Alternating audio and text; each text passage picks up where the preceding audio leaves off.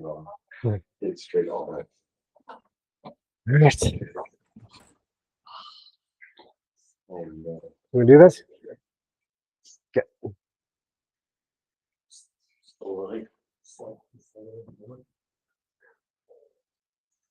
Yes, you went through the Canadian program, right? I did. I was on a young pro team for 2 or 3 years. I didn't do Team Canada growing up, but I did it the last couple of years. Okay. Because that's in the west coast of Canada. Yes. Yeah. Yeah, pretty cool facility out there, right? Very cool. Who's the junior coach now? Does it? This is when Matt Wilson was doing it. We had him bring down the team. There's a coach, a girl named Sarah Becky. She's part of it. Yeah, she went to SMU. Back just kind of blew up and I'm Selena, by the way. yeah, Selena. Okay. kind of blew up and I think she's doing medical school. I used to call her Canada. Yeah, she was good, man. She was really good. She did it great all the time. Also. Yeah. She had to do the rest of her personality. She would have been a shadow. Yeah. She was nervous. All right, Chris. Okay. Tell us about the Florida Club this week, one day. Or... Yeah, it was.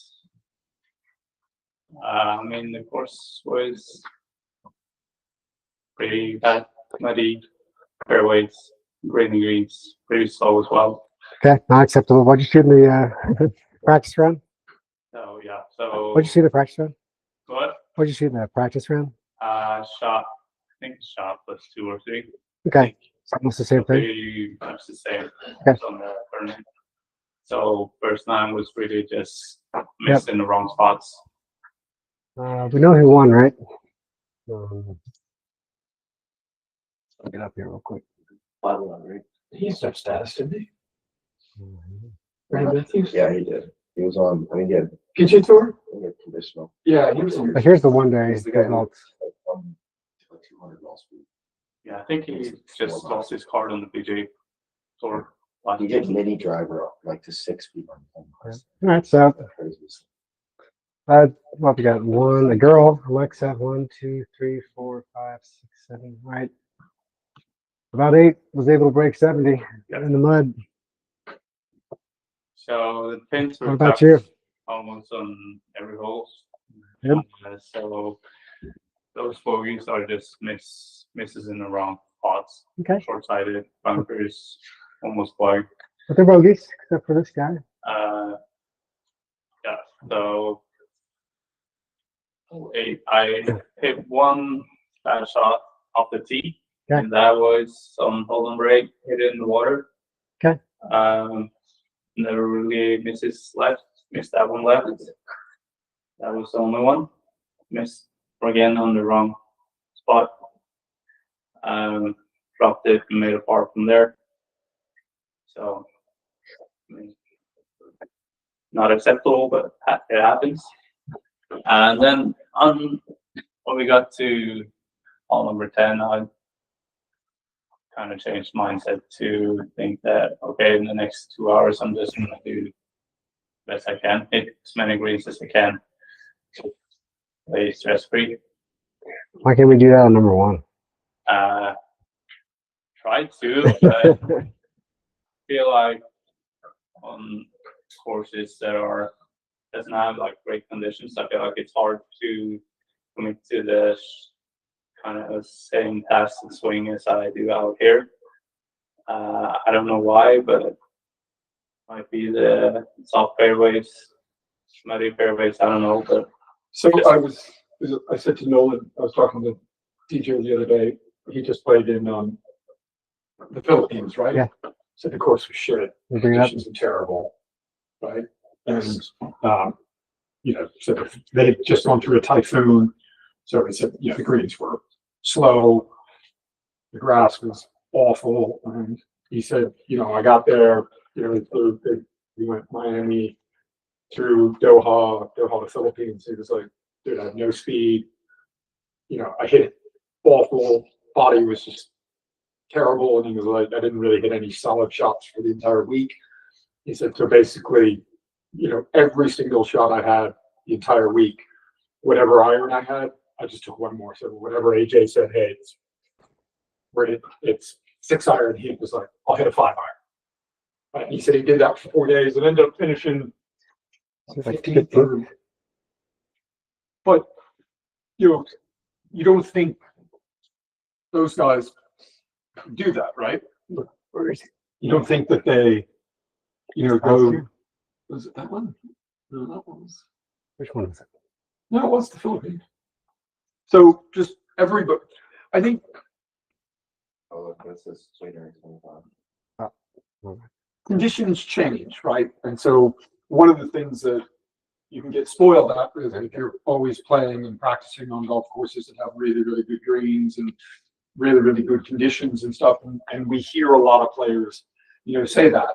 I really struggle, when they do go to Q school in Europe, where the courses aren't great, the conditions aren't great and stuff like that. And so I think that's all kind of, part of it. So if you look at, played decent there, and third round, he had a bunch of double. He had Second one? second round, was it second?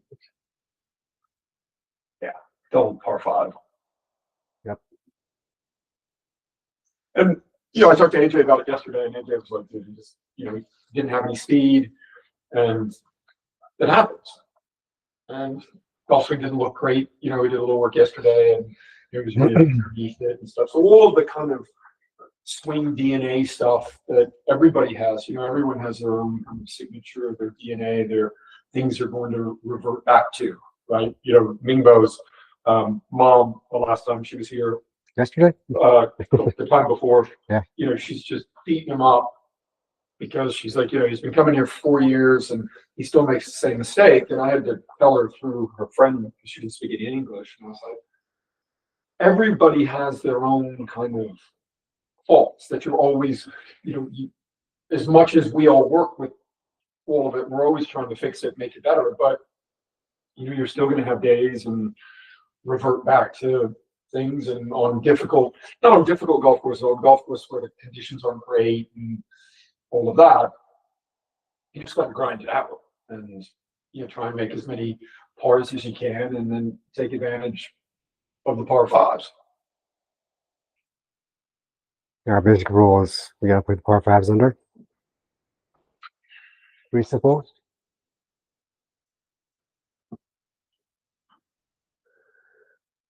So yeah, you reset and reframed.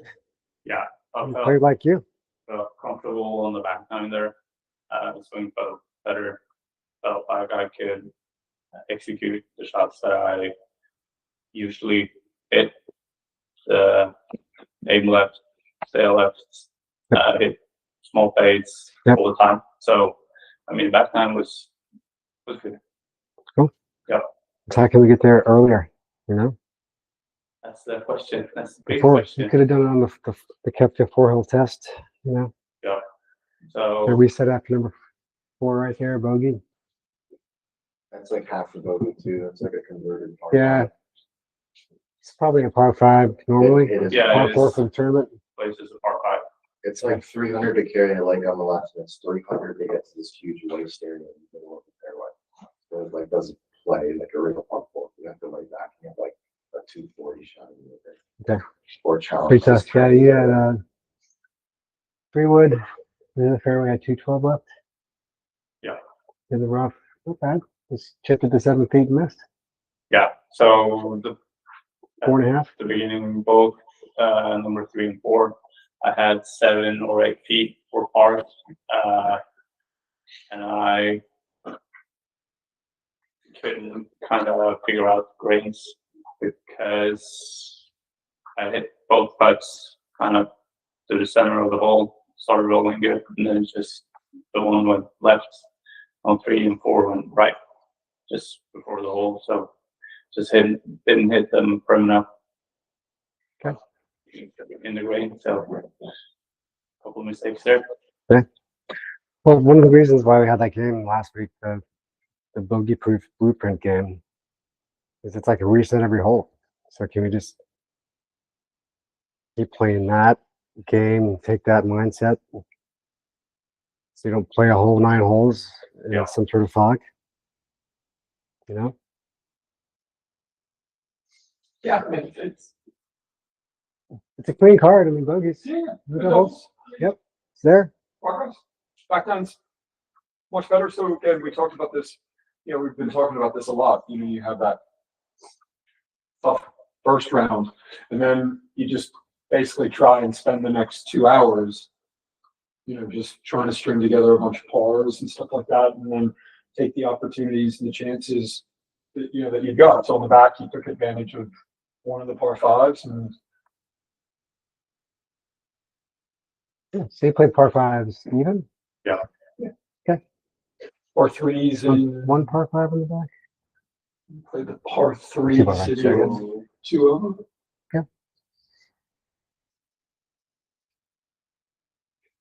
Cool. I mean, you're playing pretty good out here, aren't you? Yeah. On Tuesday, I played. Couple under there. Yeah, Couple under there. yeah, I played 67 on Tuesday or 18 holes. I mean, that's It hits a bunch of fairways all the time with the 3-wood. And I'm starting to putt better here. Okay. On these things. you should definitely take those putter cups out today. Yeah, great round. Thank you. Yeah. That's as far as I know. That was pretty solid. Couple One miles. bogey, 5 birdies. Is that true? Gotta get rid of the driver. Not my team. He doesn't hit it. Yeah. Yeah, it's like the score of the day or the season so far. It's the Swedish thing. No, Norwegian. All right.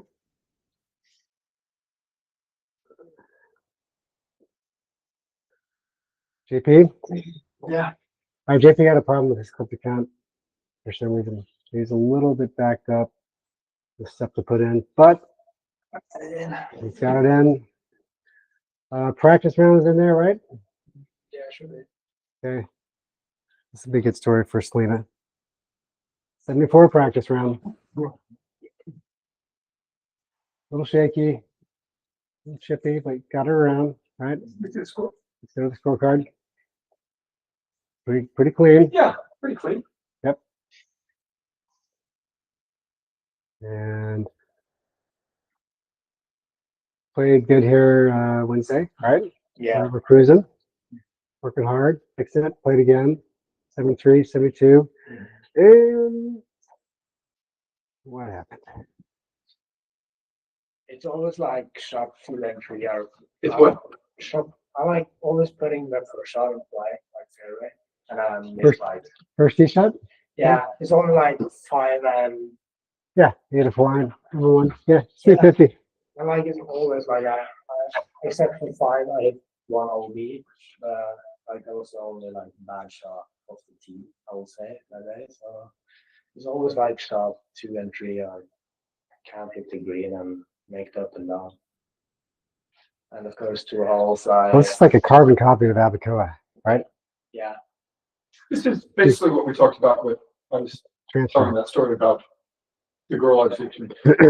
That's a transfer problem, right? And so, you know, when we were talking, I think we touched on it last week, but these phases of practice that you're in, right? Where you're in, you know, these 3 distinct phases of practice, right? You're in your technique phase, your technical phase, where you're working on, you know, mechanics, swing feels, drills, all of that, right? No targets, just working on movement. So in your case, you know, trying to get the feeling of the club setting up and getting in a better position and stuff like that. I think one of the things that I think is really, really missing is the transfer bridge phase, right? To where then you're saying, okay, so in your practice, you're working feels, drills, technique, not really worried about targets, not really worried about where the golf ball's going, kind of really dialing in what you're working on technically without judgment, there's no consequences. You're allowed to hit bad shots. You're allowed to fail. You're allowed to experiment in that technique phase, right? And then I think the missing phase that everybody has is they go from technique straight to execution performance. And in technique phase, right, where they're working feels and stuff like that, their approach is a performance approach. They're worried about where the golf ball's going. They're judging about where, as soon as you put a target in front, right, your brain goes into survival mode. Okay, I've got to try and hit the target, hit the target, hit the target, hit the target. So I think in your case, I think it'd really be helpful for you to do a lot of your technical work and then go to that transfer phase, which is it's a bridge phase. You're trying to bridge what you're doing in technique into the transfer part to where, okay, now I'm going to have targets. Now I'm going to have to work on my alignment and stuff, but I can still work my feels and stuff. I think that's a great way for you to figure out what feels work when you put a target in front of you. I think what most people do is they just don't ever practice that, right? So they're never in that middle phase. They're either in all technique or they're just in performance trying to play, right? And there's no middle ground to test it out. Like yesterday afternoon, that was all transfer. Yeah. So I think You did good. for you, you've got to really work the technique phase. Use video, use the guys to say, okay, what's working, what's not working, okay? Am I getting the club in a better position, right? So yesterday when I was watching you, when we were out there and stuff like that, you know, the technique part can be better, right? So bouncing back and forth between which one you need to be in. But I think for you, I think some more technical work to where you really are able to kind of go, okay, I've really got what I'm trying to work on, whatever that is in your golf swing, right? My swing keys and stuff, and then bring that to that kind of middle transfer phase to say, okay, now I'm going to really commit to the swings I'm making.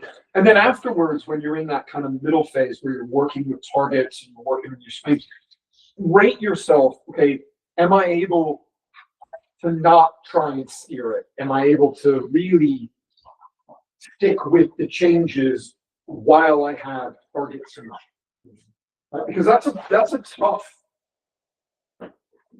tough phase to be in, but we're trying to create a bridge from pure technique to, okay, now I have targets and there's some consequences, but we're doing that in a practice situation, right?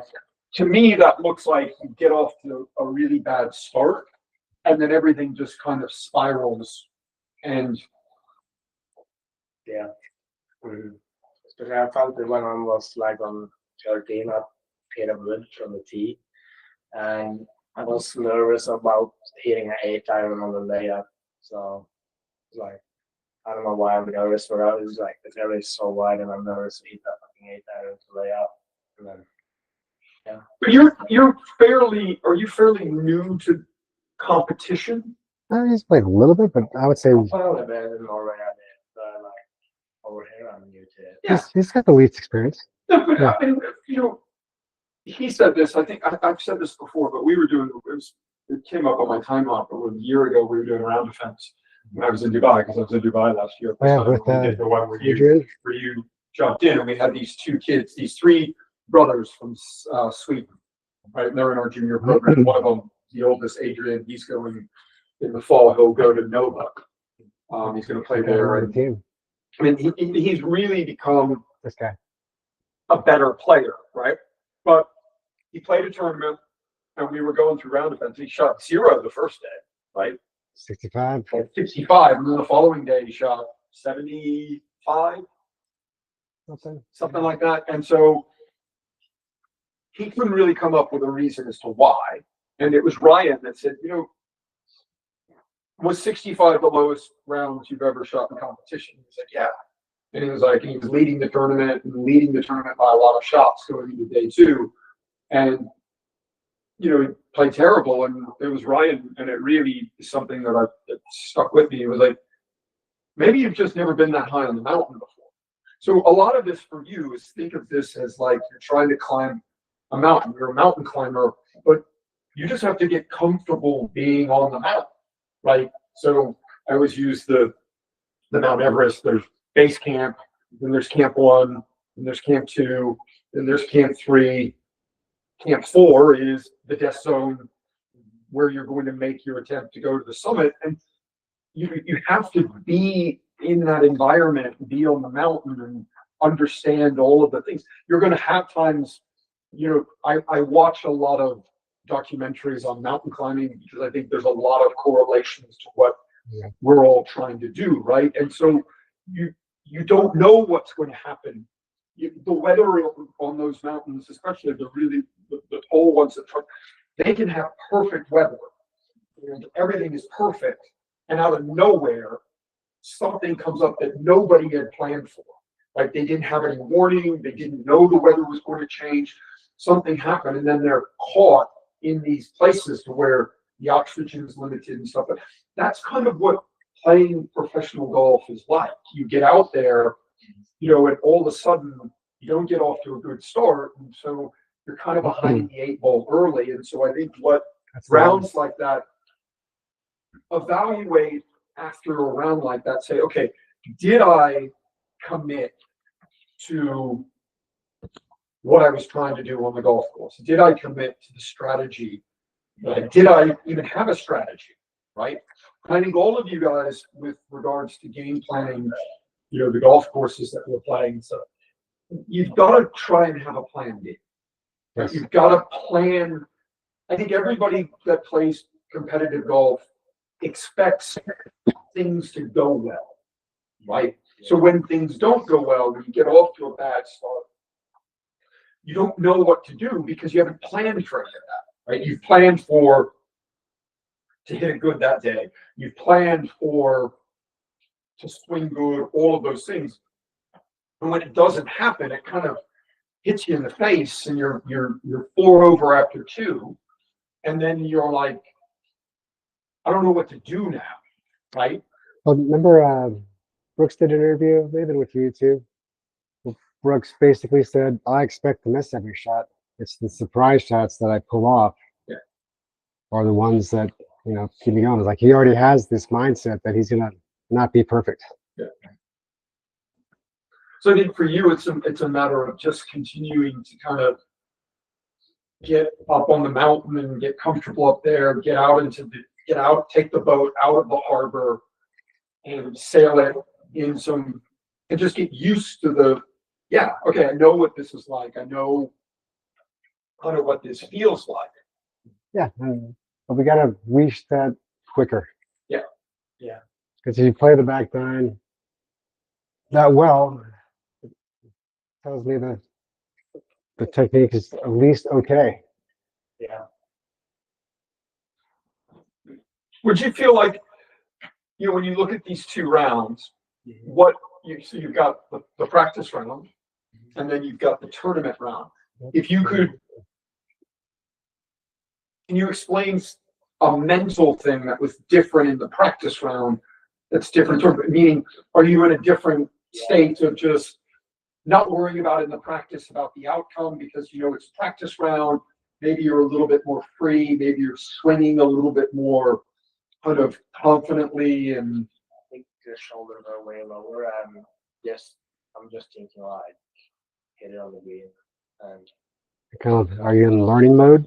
yeah, on the practice round, I'm just focused, like relaxed, and when I'm playing tournaments, Well, tournaments are the test, but you still got to be in learning mode because now we're learning about how to respond to the pressure, the bad shots. When I'm playing tournaments, it's hard to when you're standing over the ball to just focus about what you do right now.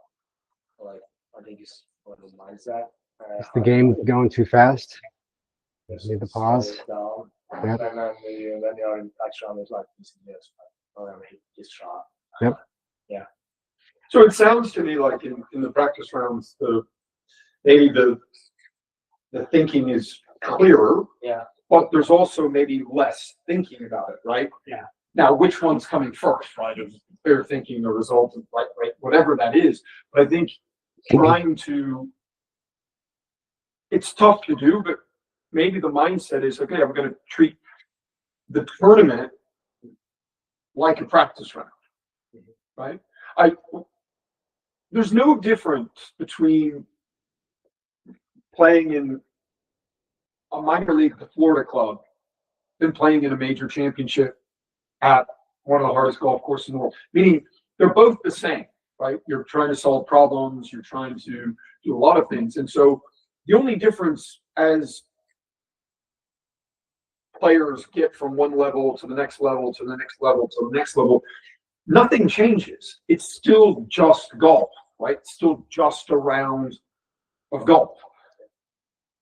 We were at Bethpage when Brooks won the PGA, and Saturday night we were having dinner and we were sitting there and Golf Channel was on in the background and Randall and the guys were talking and stuff. We weren't really watching, but we could hear it. And Randall said something, Brooks, even though he's the 3-time major champion, he's going for his 4th, he's going to be under a lot of pressure tomorrow, right? And he's going to feel the pressure.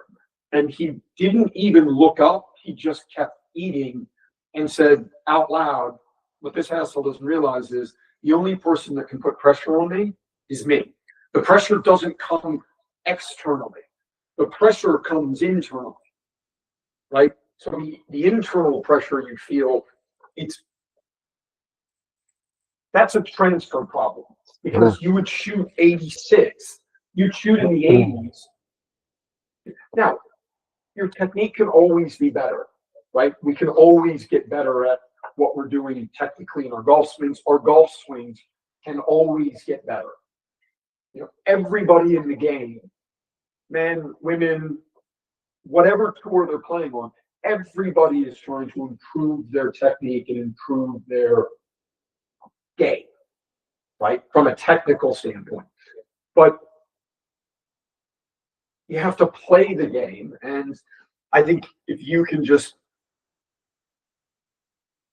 the technique can get better, right? And you can quantify that the technique is getting better. And you can really, in practice, kind of be going back and forth between reps, right? Where you just kind of do pure technical reps, right? This is just a technical rep where I'm really going to work on my drills and my feels and then bounce into, okay, now it's going to be a technical rep with a target, right? Still going to try and work on feels and all of that. Still can make mistakes and stuff like that. But I'm going to see if any of what I'm working on in practice works with a target. And then bounce back into another rep where it's just feels, just drills and stuff, and you're just trying to work on the feeling. Then go into I think bouncing back and forth between a technical rep and a transfer rep where you're trying to make that bridge of, okay, when I put a target in front of me, does my golf swing hold up? Does the technique hold up? And I think if you can get a better gauge on what happens with your technique when there's outcome and you have to do it, I think it makes it easier for you to figure out what works and what doesn't work. Like there's loads of times where I've said to players, I've said to DJ, there's certain thoughts that DJ likes, and then there's certain thoughts I give him, and he's like, bro, I can't feel that. I can't do that with golf. Like we got to come up with something else. Right? You've got to give me a different feel. Because I can't play with that feeling. There've been a number of times where these guys have come off the golf course and not really play great, and they've said to me, bro, I can't play thinking that. I just can't. It doesn't work for me on the golf course, that thought. So I think for you, really kind of owning and defining and having an understanding of what works for you, especially what works for you when you feel stress, when you feel under competition, right? And think about it in that respect so that in your practice, you're like, okay, what I'm really trying to do is X. And what I'm really trying to do with the X is build it into these targets and outcomes and stuff like that. But there's some good stuff in there. I mean, last year at this time, he was shooting 80 something at the flow. So you're basically 10 shots better at the flow, and I think it's because of the tournaments you're playing. Every tournament you play, right? Every competition, it's an opportunity for you to learn something about yourself, learn something about your game, and it's an opportunity for you to grow as a person and as a competitor, and you just have to keep getting in game situations so that you have a good, clear understanding as to what happened. I'm guessing that a lot of the 86 rounds, the 86th round you shot comes from not trusting what you're doing, not having a clear kind of picture, and then you're out there, you're in the boat, you're in the ocean, and all of a sudden the weather gets really, really bad, and the squall comes up, and you're like, okay, what do I do? And having a really clear focus on, okay, I know this is what I need to do. I know where my strategy is and all that. I think the more you can just keep drawing on the difference, scroll it up, other way.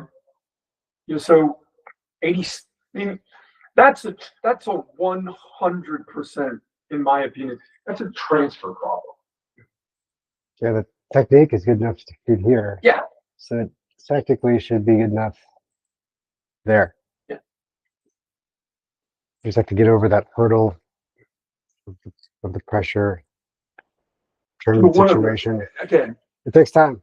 cliches because they're true, but one of the things I said this to Noah Kent the other day. So Noah played Panther National as an individual in Florida Atlantic's tournament, right? The team went to Atlanta to the East Lake Cup, where they play the Tour Championship. And the only way you can get into the East Lake Cup as a team is you have to have made the semifinals of Nationals the year before, right? So that's how they choose the teams, right? So the big team went up to East Lake and they won, right? Second win in a row for Florida, but that's probably one of the college majors, right? So the big team went up there. Three of the Florida guys came down and played in the FAU team at Panther National. I went up and followed 9 holes. Noah was. This is the East Lake. Yeah, that's the East Lake one. But Noah was, I think, he was 6 under. It was supposed to be 36 the first day, 18 the second day, right? Because of the rain, the golf course, they didn't even get done with the second round. So they shortened the tournament to 36 holes. So he was on, so go there. Yeah. So if you look at, so when they called the play, he started here. He had 1, 2, so he had 1, 2, 3, 4, 5, 6, he had 7 holes left. Okay. Leader in the clubhouse was 7 under. He was 6 under at the time, right? And he had the most holes to play that day because he was on 11 because they teed off last, right? So I told him that night, I'm like, you've got the most holes to play, right? You're going to come back in the morning. They've shortened the tournament, right? So I said, you're cruising, right? You've made 1 bogey. Right. You're just cruising. So I said, listen, take care. 16 short par 4, 17 par 5. And where's he fuck up? He fucks up on the par 3. Both of them. And I said to him, dude, just there's no difference. What he's trying to do is he's trying to make the big team. And that was a really big opportunity for him to show everybody at Florida on the team that, hey, I can play. And he fucked it up. 2 par 3s.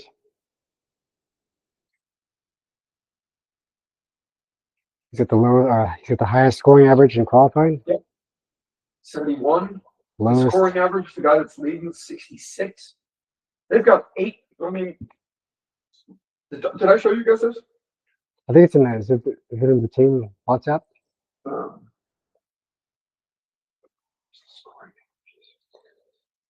So all these guys are kind of going through.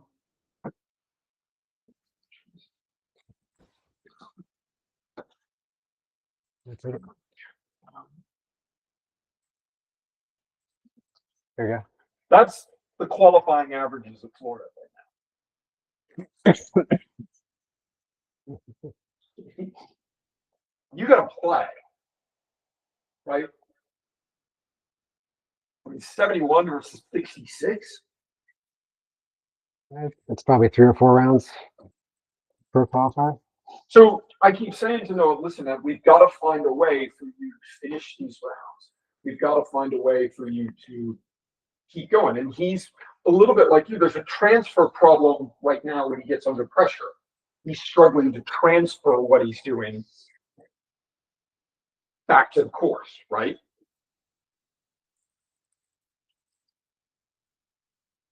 So I think in your case, just keep doing it. Obviously, you're working on the right stuff because the practice rounds are getting better. Yep. Right? Still good. That's really important in the practice, right? Now, when we get to the PGA, when we get to the tour, we're always like, we don't fucking care. Played the course before. No, we don't give a shit. Right? We don't care. Mhm. Practice rounds mean absolutely nothing. Except the majors. I always say, I always remember that in 20 when DJ went on that run and won the Masters and won the FedEx and stuff, really had that late run. He had, he was in the last group at Hardy Park, right? But he was playing a lot. We were playing a lot with Gary Woodland back then in practice rounds, and Gary Woodland's caddy, Canadian, but they would play a game, and it was an up and down game where AJ and Butchie would throw balls down, and you had to get it up and down. So I always remember that in that time, the DJ was doing a lot of competition in his practice rounds with Gary, where the caddies were throwing him in tough situations, and they had to get it up and down. But also at that time, DJ was keeping score in a practice round with one ball. Right? We were working on other stuff, but he was keeping score with one ball, meaning he was playing one ball out. And I mentioned that to him halfway through this year, and AJ and I were talking about it. I was like, bro, can we go back to doing that on the golf course in practice rounds, right? The up and down game, but you have to finish each hole with one ball, right?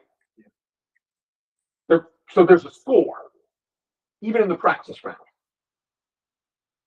But most of the time in the practice rounds, we're trying to work on strategy, right? Practice rounds for us at the tour level, it's more strategy than it is golf stuff. Especially around the majors. We're just trying to figure out where we're going, what we're doing, what the strategy is, what plan B is, where we're hitting driver, where we're hitting 3-wood, which par fives we're going to go to, and where we're going to try and miss everything, right? And I think, so I do think it's important in these practice rounds for you to write down, okay, what was good about the practice rounds today? Okay, why did I shoot a low score? A lot of that for you, I'm sure, is going to be your mental state of, okay, there's no consequences, I'm freer. And when we go to majors and stuff, and I've said this to Brooks today, before, we were standing, I can't remember what major it was, but he was pretty nervous, his last group out, and I'm like, bro, it's just another round of golf. How many of these rounds of golf have you played in your life? It's just one more round of golf. The stage is just bigger, and there's just more people here, and the stakes are higher. But at the end of the day, it's just another round of golf. And how many rounds of golf have you played in your life? You played thousands upon thousands of rounds in your golf, and today is just another one. Yeah, we're at the US Open. Right? Yeah, you're trying to win a major. You're trying to win another major. But I distinctly, I think it was at Shinnecock, where I'm like, dude, it's just one more round of golf. That's it. Just go out and just play. And whatever happens today, happens. But don't go out today and try to not. I said, you're playing good. Just keep going. Just free it up. You're in a good place. You don't need to panic. just what, it's another round of golf. You play. And so getting into that practice round mindset for the tournament. Now, it's hard, but it's a choice you can make, and it's a decision you can make. Okay, you know what? And maybe I think a lot of times when we go from practice rounds to tournament rounds, we put a lot of pressure on ourselves. The expectation level goes up higher. You think, okay, now I'm in a tournament. Now I really need to be perfect. Now I really need to have everything perfect. And you're not thinking that way in the practice round, right? You're just playing, letting it go and freer and trying to tap into that, trying to tap into what's happening. You know, right now, the Noah thing, Noah's fine when he's playing tournaments. That's another college tournament. So that's another college tournament that Noah's tennis played, and he has yet to finish outside the top 15 in any college tournament he played. He just can't qualify. His transfer problem is qualifying right now. Mm-hmm. And I was messaging with JC Deacon and Dudley Hart, the assistant, the night before, and they were like, it's a really big opportunity for him. And he failed. And I sent JC a message that night when Noah didn't get it done. And I said, don't fucking give him anything. Don't give him anything. Make him work for it. Don't say, hey, we're going to put you on the team this week. You didn't qualify, but we're going to throw you in. I said, you can't do that to him. He's not going to learn anything. He's not going to get over this qualifying hump and get to the other side. And so you've just got to put yourself in position. And really, I think it's important, guys, when you have good rounds and when you have practice rounds and stuff, and if you're struggling where, okay, I feel like I'm playing decent in the practice rounds, but I can't take it to the tournament, that's where I think you've got to really have a good understanding as to what the hell is happening in your practice rounds. Write it down so you can go back and go, oh yeah, I forgot. I wrote down I was feeling this in the practice round. I'm not feeling any of that in the tournament. I'm feeling, the 180-degree opposite. But that's good. The Score rounds average are getting better. Yeah. And the rounds here are getting better. This golf course is much harder than Florida, right? It's easier to putt, maybe. But yeah, scoring average even with any points is 73 right now. No one? Alright. Well, here the scores in there. I got one round in there, yeah. Only one. Yeah, it hurt me. But That's what it's supposed to do. That's why we're doing it. How much one is in there? bad one. Second round? First round. That's the first one?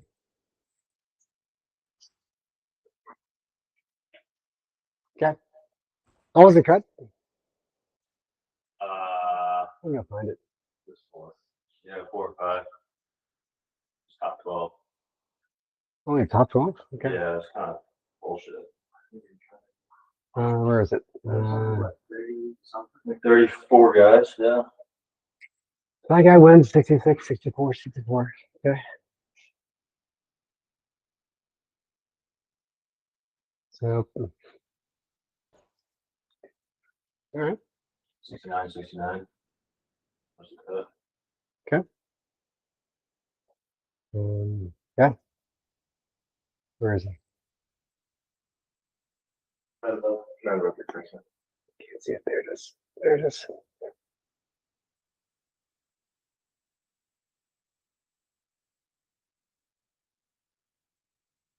So everyone final second round? Okay. Yeah. Here we go. Okay. You came out here after this first round? You told me you reset? Mhm. Why did it take 9 holes to reset? I don't know. This happens every time. Trying to do stuff on the front 9. Like after that second bogey, I changed my glove, changed my ball. Nice. Love that. Didn't work. Threw that ball. after another ball, another glove, and then it worked. Good. Love that. I don't know. Happened the same time the second round too. I think I was 2 over 2-9. I was 5 over on the front 9 this tournament, and it kind of sucks because I mean the first 4 holes are like kind of juice of the floor club. You just get through those holes, you can kind of get going. But yeah, I just never. It's kind of been like the last couple months, just like front 9 is. I think I just have some unsettled nerves, and then Yeah. I think I start sweating, Yeah. get my heart rate up, and then I start feeling a little more comfortable. Good. Yeah. Yeah, man. So, Maybe you should be doing the harder workout closer to the tee pen. yeah. Yeah. You're right. Have you played with Selena before? No. On my league? Selena. This is Selena, by the Nice way. to meet you. Nice to meet you. So she's played on the Epsom Tour. She played minor league too. You're out there. Yeah. Oh, nice. I think one player that played with you told me that you were taking down one positive thing for every shot. Yeah, That's kind of your deal. yeah, I did that for a while. Yep. So I use that for these guys too. Oh, nice. Yeah, absolutely. Yeah, it's so important. I feel like we're so hard on ourselves out there. So you can just kind of, for me anyways, a big thing talking about what you had going on was the mental state and like how big the mental state played on my performance. And I found that I played better when I was nicer to myself and kind of in a kind space. Like I feel happy about golf. I love golf. When I'm out there and I'm like, I hate this. I'm not playing well at all. So if I hit a good shot and I'm still complaining about it, I found the remedy to that was to write something positive down, and that kind of changed my state. And so my whole goal playing on tour was always trying to like figure out what the best state for me to play golf in. And like for you, hearing that you have your heart rate up, that's like the complete opposite of what I would do. But if that works for you, like Mhm. like you said, finding something Yeah, that worked for me. yeah, doing that at the beginning, like for me, it was the opposite. It was breathing and having a really slow heart rate. And so a lot of time before events, I would go into the bathroom and sit and just breathe for 5 minutes. And whether that means like doing jumping jacks for 5 minutes, like it's just so individual. Mhm. We were just going over some of our scores. You played 6 years out there? Played 4 full years Okay. on the Epson. Yeah, kept my status for 4 years. So It's pretty hard.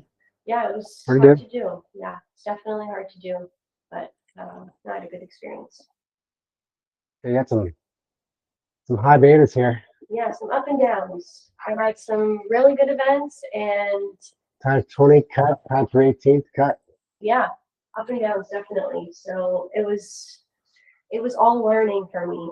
Yep. Every event felt like I was going in there learning, and that was my best year when my knees gotten better. But I think I was in the 30s or 40s at the end of the tour money list that year, and I went in similar to what Claude was saying actually about every day is like is the same round of golf. And I had a coach at the time that told me, think about your golf career as like you have 100,000 rounds that you're going to play or whatever, 50,000 rounds of golf. And today is 1 of 50,000 or today is 100 of 50,000. And instead of thinking like this is one tournament, and one tournament, it's just, they're all in a row. It's all, your golf next week is round 1050 and this round is 1020. Like it just doesn't matter to try to think that way. So when I played my best that year, this is a long year. I'm going to try to learn from each round every single year and not put so much emphasis on this one round being the most important. And so, yeah, as you can see, I had some good ones. I almost won an event that year. I finished 1 out of a playoff, Okay. T4. Yep.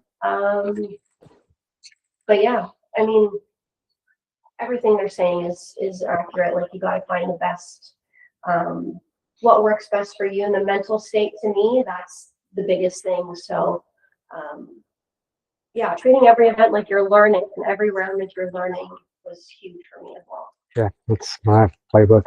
Yeah. So like DP's got to learn how to play in tournaments. Yeah. Similar to what he was saying about what works in the practice rounds. I had a year out there where I would shoot 5, 6 under in the practice rounds. I'd make 7, 8 birdies, and then the next round I was shooting just 2. And it's like, well, where's that person yesterday? But it was all about finding, swing cues was a big thing. What Claude was saying earlier about how do you bridge the technical with performance, and that was the bane of my existence for my tour life, was how to figure out to bridge that. And one thing that really helped me was allotting time before the tournament round to technical stuff. So if I'm working on a wrist position, okay, I'm going to do that for 10 minutes in my warm up, but then the rest of my warm up is just going to go towards how do I keep that wrist position and just try to hit the targets on the range. And that helped me bridge my mental game and my technique to then that tournament day. And then after the round, of course, maybe I'll spend an hour working on technique. But if you're trying to go so quick from, technical to mental, you have to practice, as Claude was saying, that bridge to mental as well. Did I send that thing I did? The phases to the group? Or did I just send it to you guys? I think it's just coaching. Awesome. This is the group. Like Brooks has always been a 30-minute warm-up guy. I'll send it to the group. 30 minutes, which includes everything. That includes he putts before, he goes and hits, maybe hit a few chips, but he's about 30 minutes. That's Majors too, right? And then there's been, when he won Memphis, the WGC, beat smoked Rory in the final group and everything. He was sick that week. We've just come from the British. He was really, really sick. We didn't really practice much that week. It was 100 degrees. It was hot. And on the Sunday, he's leading. He's in the final group with Rory. And he was like, dude, I've got to conserve energy.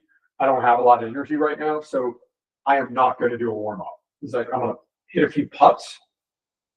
And I don't even think we went to the range, right? So he wasn't even at the golf course 30 minutes before he was teeing off. So much so that Golf Channel had a camera in the parking lot looking at his parking spot, and they're showing it. He's not even here.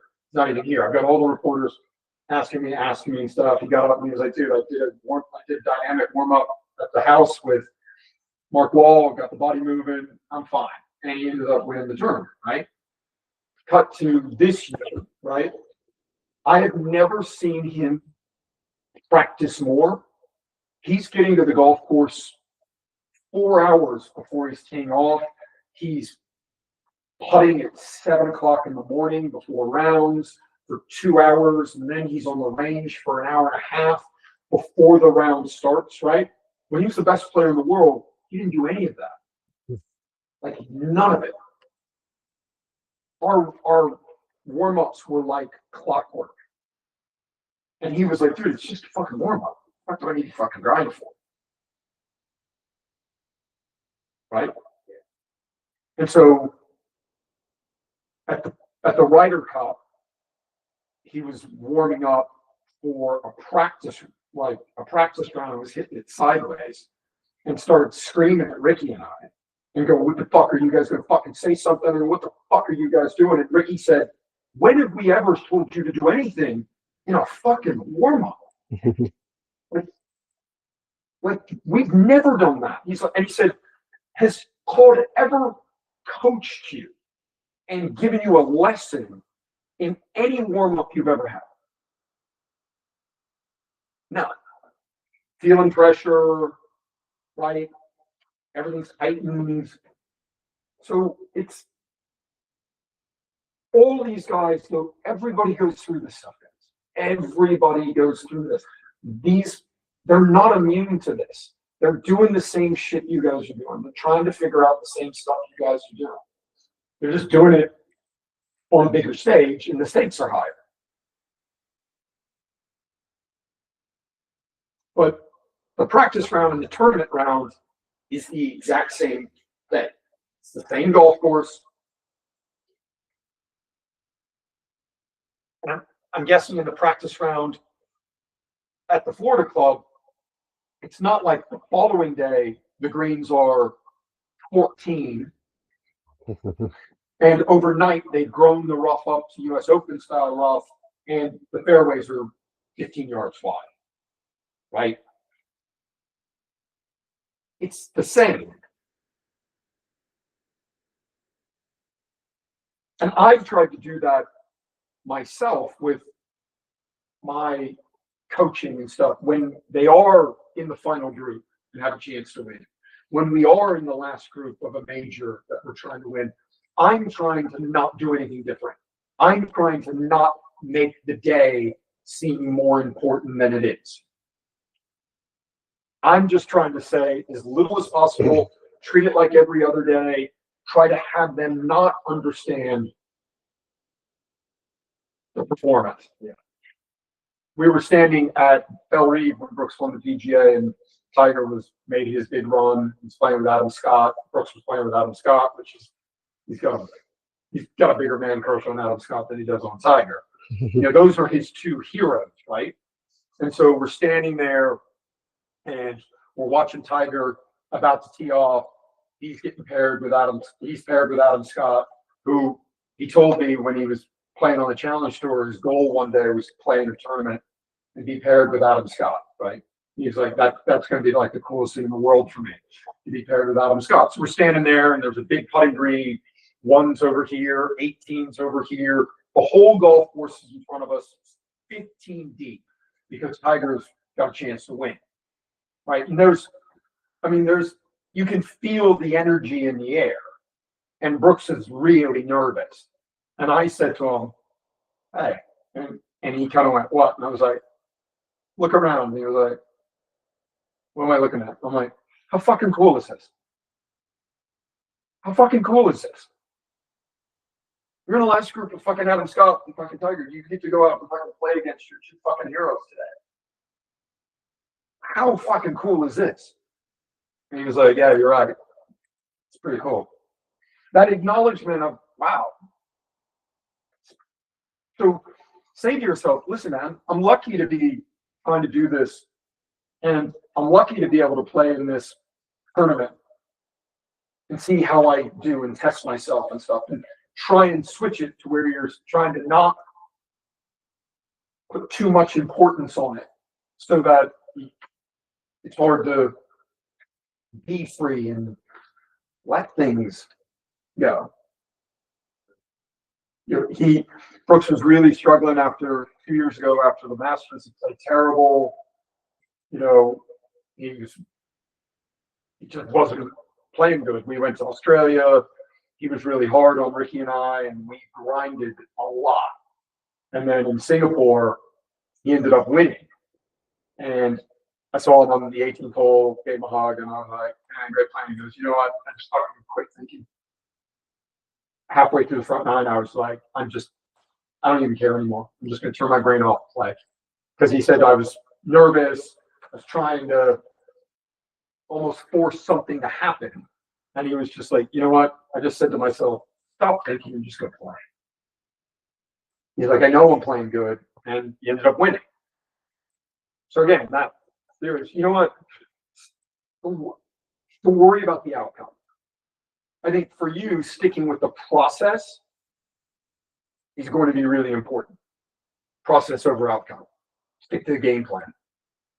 And not worry about what the outcome is, what the result is, what the score is going to be.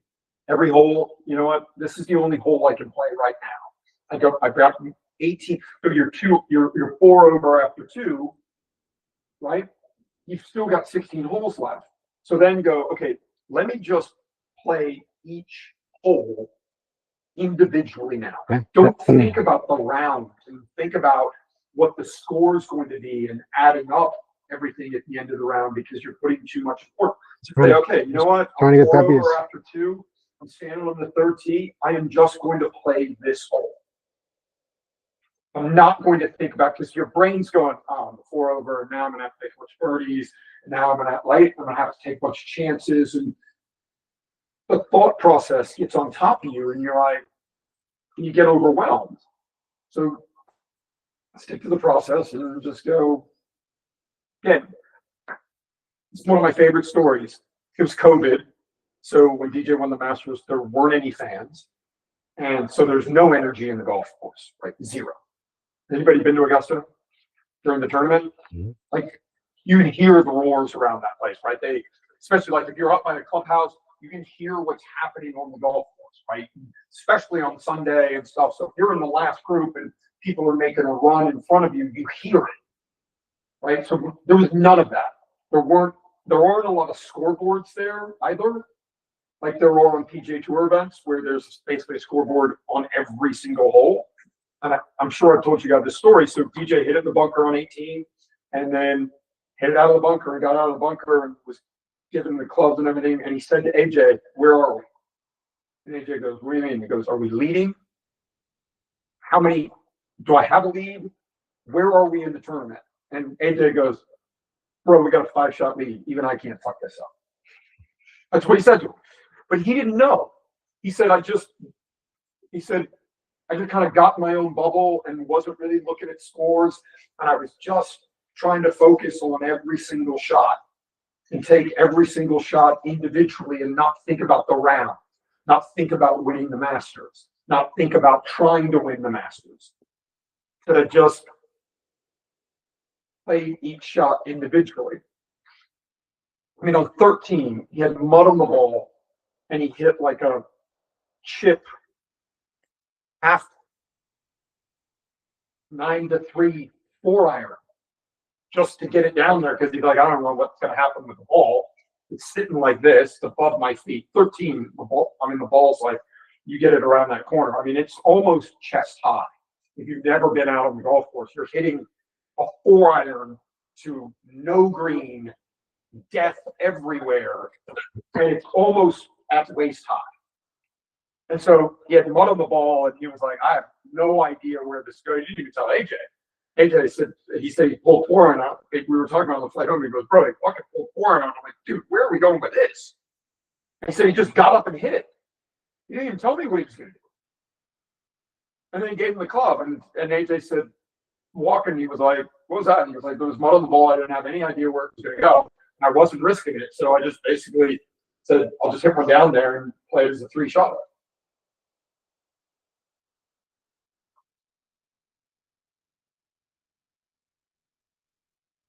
They all get nervous, all of them.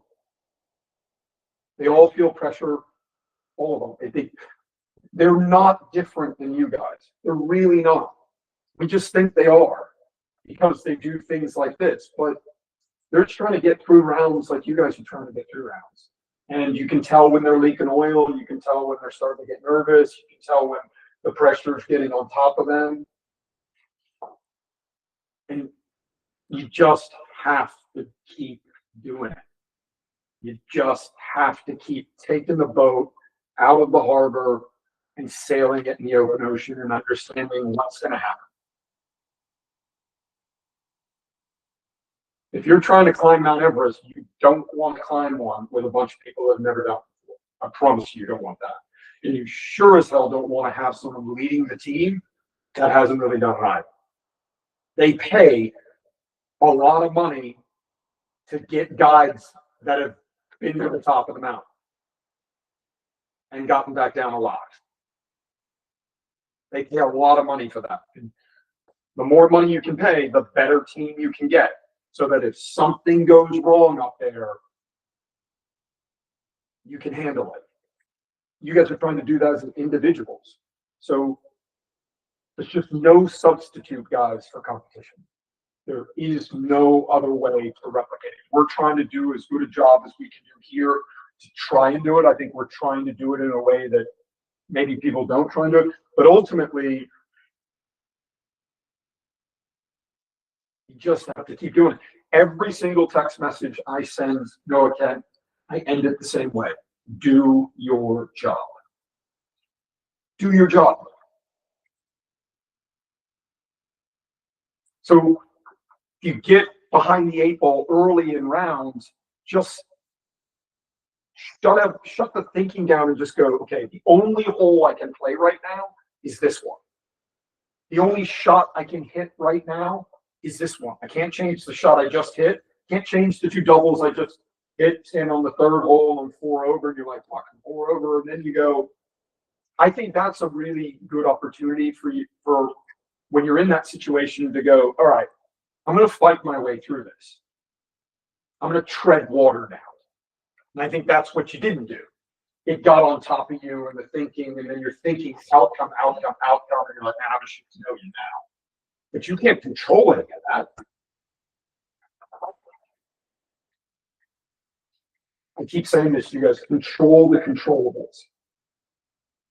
The things that are in your control, control them. Intent, attitude, strategy. That's it. The rest of it's all random. You can't control it. Football coaches, hey, we had a good game plan today. We just got beat. They played better. We can do things better.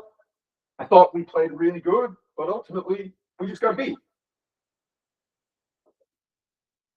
And then you've got the Oklahoma coach the other day in the press conference after they get beat by Mississippi, and Terry, the coach goes, yeah, I mean, I thought we were the better team. And Lane Kiffin goes, that's an interesting take. He's like, we had more of this, and I guess they were the better team when we beat them last year. Fuck off. So just control the shit you can control. And if you get behind the 8 ball early, compartmentalize it and just say, all right, the only hole I can play is right now. If I can make a par here, I'm going to go to the next hole and try and make another par.